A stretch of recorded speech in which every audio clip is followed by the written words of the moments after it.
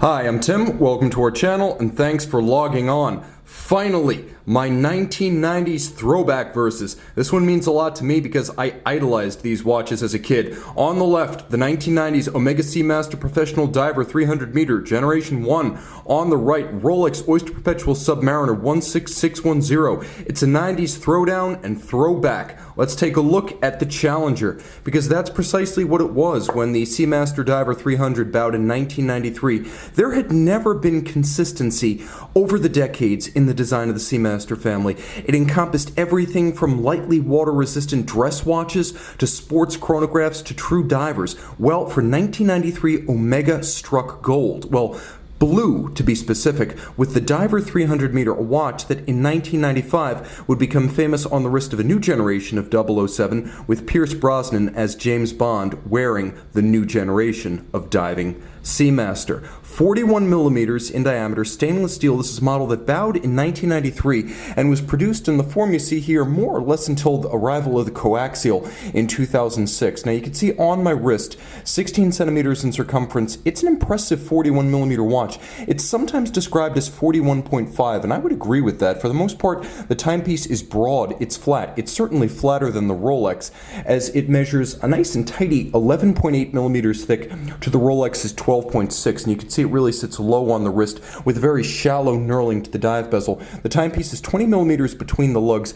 and if you measure it from lug to lug, there are two different ways to measure this watch. Let's pull out a bit, get better perspective. Now, if you measure it lug to lug, it's a reasonable 47.6 millimeters, but you can see that the solid end links of the bracelet, and yes, Omega had them before Rolex, project considerably farther out, such that across the wrist, the watch measures a beefy 52.2 millimeters, and that was downright huge in the 1990s. Remember, the Rolex has hollow end links, so it wears quite a bit more compact. So it's a broad and flat watch with an imposing stance for a 41. For reference, once more, my wrist is 16 centimeters circumference. The bracelet itself was a revelation back then. Aesthetically, it's a bit of a hybrid between a dress bracelet and a sports bracelet. You can see that the links themselves are solid and sturdy, but the staggered link alignment, staggered size, the polished center links, and as you can see, the somewhat rolled shoulders of the bracelet do have a little bit of an air of a dress watch beads of rice. If the links were any smaller, we'd start using that term. Now you can see that the removable links back then were fixed with pin sleeves. That's an area where the Rolex has a clear advantage, but the solidity of the bracelet announces itself, even eyes closed. The clasp was also a revelation, milled out from the solid with milled swing arms. Internally, it's like a block of steel. It feels as though it were machined from an ingot, which is probably not far from the truth. And the fold-out dive extension here is also milled from solid components. It inspires great confidence, and you can hear 2 decades later, it's still crisp, it still snaps. Everything about this watch still says luxury. Even eyes closed, you feel like you're holding something that costs thousands of dollars more. Now, the timepiece does have a different kind of a look, although the lyre-style lugs, the satin finish along the case band, and the polished bevels are old hat at Omega. They've been on almost every Speedmaster and Seamaster since the mid-1960s. What was new for 93 and continued going forward was the use of a Helium escape valve, a feature previously available if you upgraded from a Submariner to a Rolex Sea Dweller. Well, here you get it standard. It allows you to avoid a crystal expulsion if you do happen to surface after saturation diving, in which helium can build up inside the watch. Now, the bezel is shallow, and as you can see, it's almost easy in profile to miss the dive bezel of this watch. It's not the easiest thing to grip with wet, sweaty, or gloved hands, but it does have a satisfying ratchet and detent once you get it going.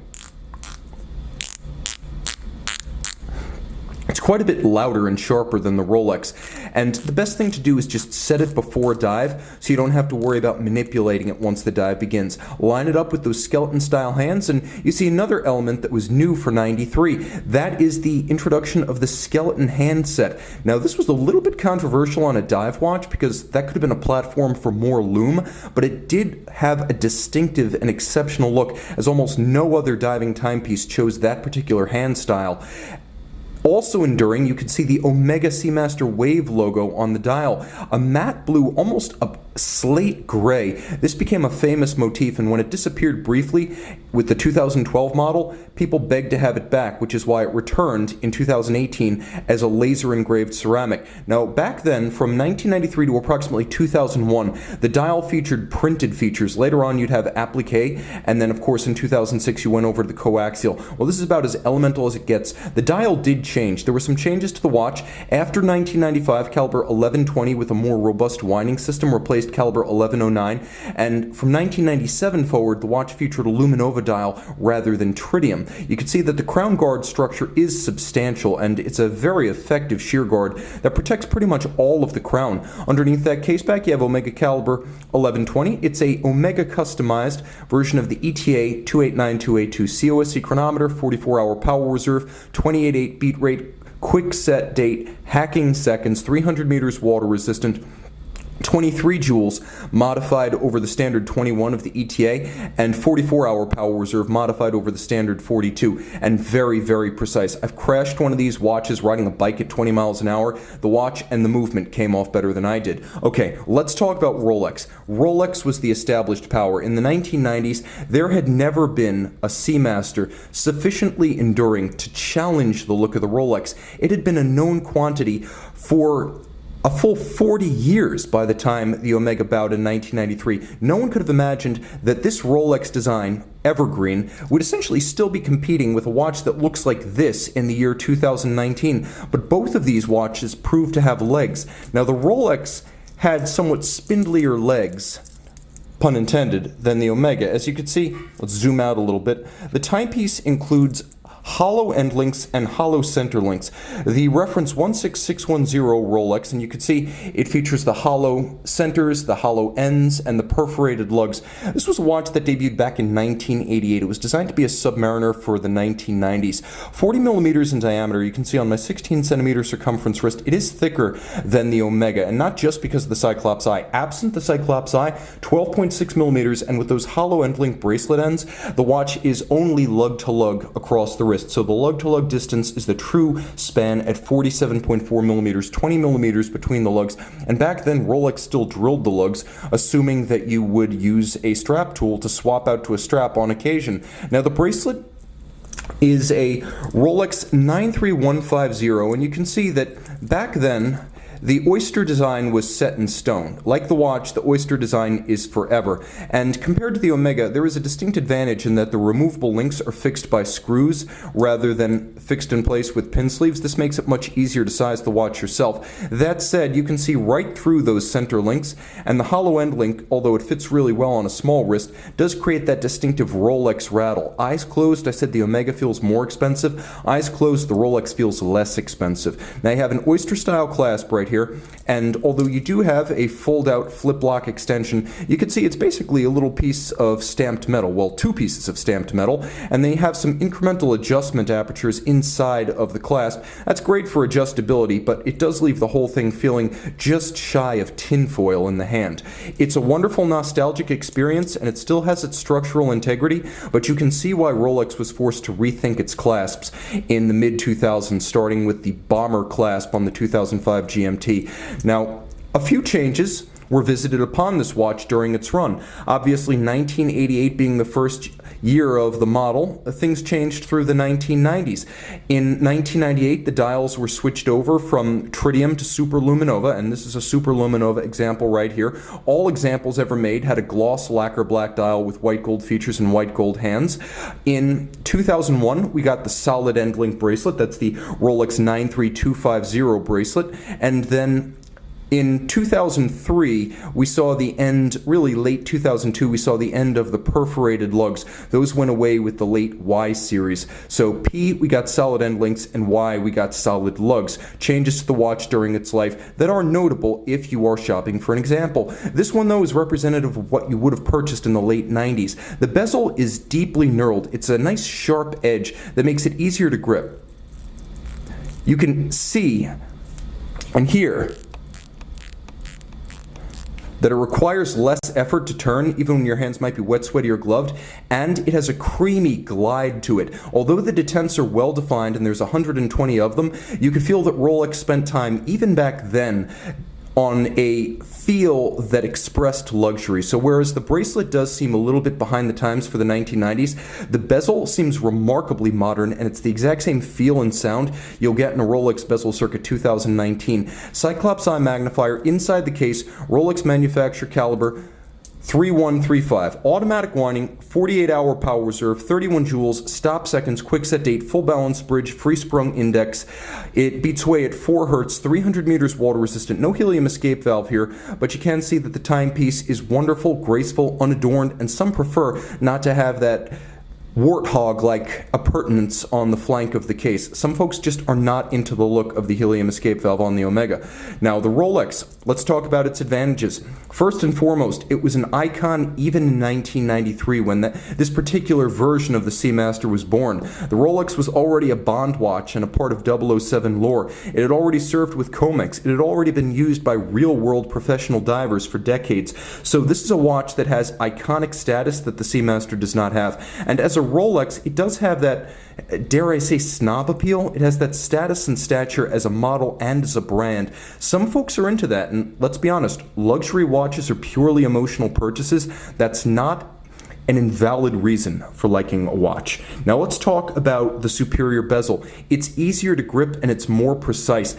With the Omega, you can actually overshoot your target because you're giving it so much effort to turn, whereas here you can grip it quite easily and then you can turn it through relatively creamy detents that allow you to place it precisely. It's just more refined, easier to grip, more functional, and better all around. Let's talk about the dial quality here. White gold applique indices and black lacquer compared to the printed disc of the Omega Advantage Rolex. Let's talk about putting the watch on a strap. If you want to put it on a strap, those strap tool apertures are a godsend.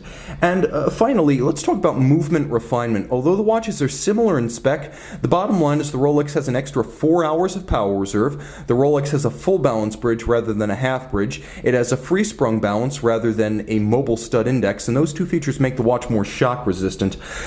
The timepiece, of course, being very similar in spec, nevertheless does carry that slight power reserve as well as balance architecture advantage, as well as the use of a handmade Breguet overcoil hairspring that helps the watch be a better timekeeper in every orientation with respect to gravity. Both are chronometers, but I do believe the Rolex has a slight edge in that regard. What are you going to pay for one of these new? Well, who cares? It's ancient history. Today, you're going to pay about $8,000 to $9,500, depending on the age. Again, are we talking solid lugs, solid end links?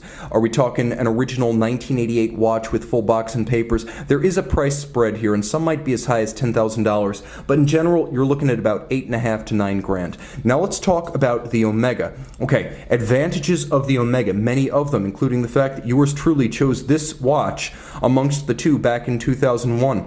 It seems like ancient history, but I have to show my hand. This is my favorite. Let me tell you what reasoning I reviewed in order to reach that decision. Okay, better value. You're talking about a watch that sells used for about $2,000 without box and papers, $3,000 in perfect condition with everything.